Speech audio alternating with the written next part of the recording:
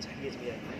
السلام عليكم، مرحبا بكم في هذا Donc, l'usine des lieux de Salon, donc c'est une usine qui a une capacité de production annuelle de 25 millions de mètres cubes. Donc c'est la capacité actuelle qui sera donc amenée à être augmentée avec l'extension pour atteindre à terme 75 millions de mètres cubes. Donc on est actuellement à 25 millions de mètres cubes. Donc le dessalement passe par plusieurs étapes.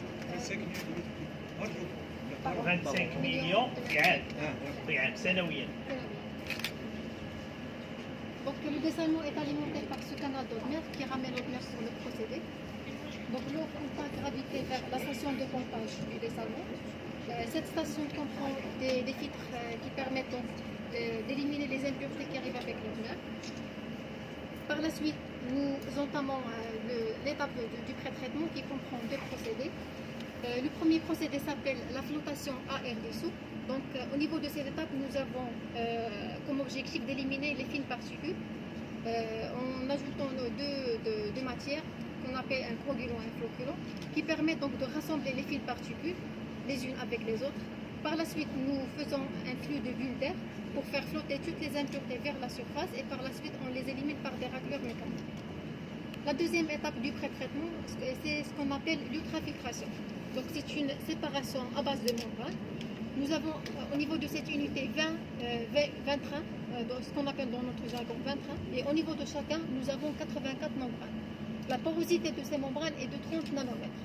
Donc c'est une porosité qui est très poussée et qui nous élimine d'éliminer la quasi-totalité des impuretés qui restent après les deux premières étapes de filtration. Par la suite, nous avons une eau qui est claire et qui est prête à être traitée par le cœur du dessalement, c'est l'unité d'osmose inverse. Donc toutes ces étapes, ce sont des étapes préparatoires pour être prêt à traiter l'eau au niveau de l'osmose inverse.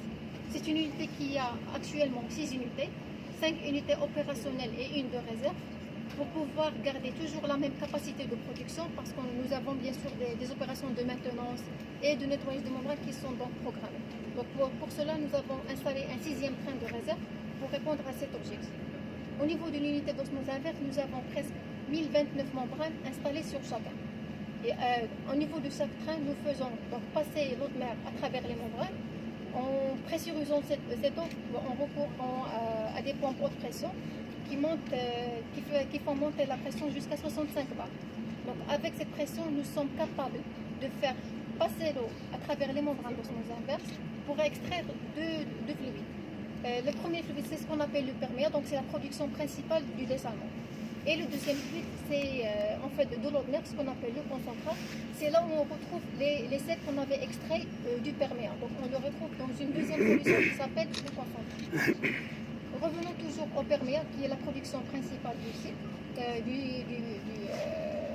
site du dessalement. Donc ce perméa est traité à la toute dernière étape, qui est le post-traitement. Au niveau de cette étape, nous avons donc comme objectif de traiter et d'affinir la qualité de l'eau en recourant à deux produits, le CO2 et la chaux, pour pouvoir donc rehausser la concentration des sels avec une désinfection, parce que actuellement donc nous produisons la qualité la plus exigeante, c'est de l'eau potable.